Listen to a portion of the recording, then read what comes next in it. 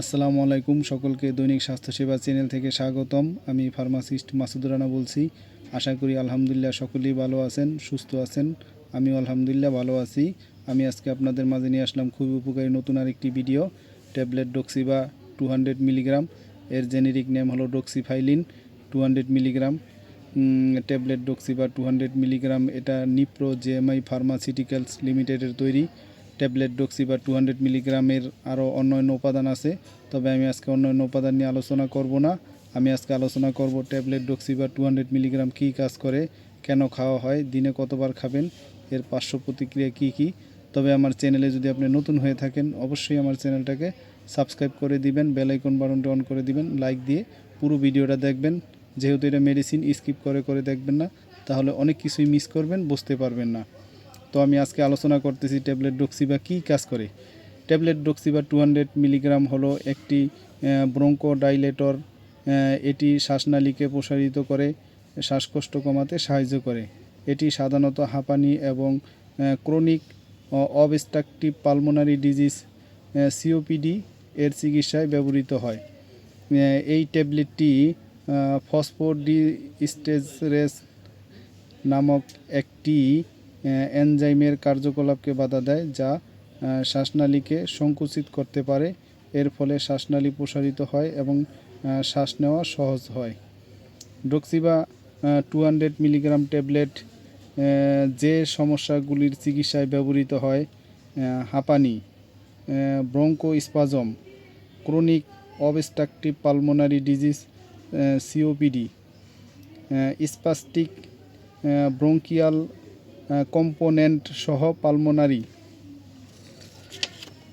Disease. ডক্সিবা 200 milligram tablet কখন খাবেন, দিনে কতবার খাবেন। ডক্সিবা 200 মিলিগ্রাম ট্যাবলেট সকালে একটা, রাতে একটা খাবেন। এভাবে 12 ঘন্টা পরপর খাবেন, কন্টিনিউ খাবেন। যেহেতু এটা হাঁপানির চিকিৎসায় ব্যবহৃত হয়, এটা নিয়মিত সেবন করতে হবে।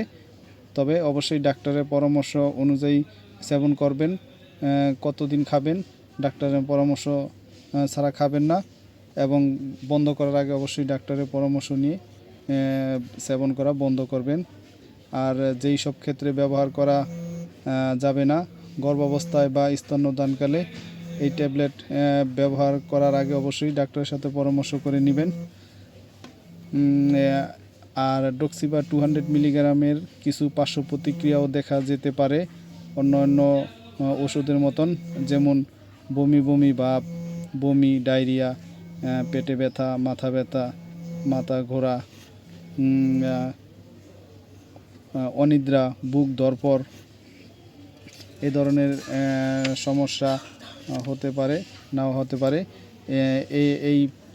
এই ধরনের পার্শ্ব প্রতিক্রিয়াগুলো সাধারণত হালকা হয় এবং সময়ের সাথে সাথে চলে যায়। তবে আপনি যদি কোনো গুরুতর পার্শ্ব প্রতিক্রিয়া অনুভব করেন তাহলে অবশ্যই ডাক্তারের সাথে পরামর্শ করে নেবেন। আর বিশেষ সতর্কতা: ডক্সিবা 200 মিলিগ্রাম ট্যাবলেটটি শিশুদের জন্য উপযুক্ত নয়। এটি শুধুমাত্র প্রাপ্তবয়স্কদের জন্য নির্ধারিত। তো সকলেই ভালো থাকবেন, সুস্থ থাকবেন। এই পর্যন্তই। আর আমার ভিডিওটা দেখে ভালো লাগলে, উপকৃত হলে অবশ্যই আমার চ্যানেলটিকে সাবস্ক্রাইব করে দিবেন, বেশি বেশি শেয়ার করে দিবেন, লাইক দিবেন। আমি আরও নতুন নতুন ভিডিও ছাড়া মাত্রই আপনাদের সকলের কাছে নোটিফিকেশন পৌঁছে যাবে। আর আপনাদের কোনো কিছু জানার থাকলে, বোঝার থাকলে অবশ্যই আমাদেরকে কমেন্টসের মাধ্যমে জানাবেন।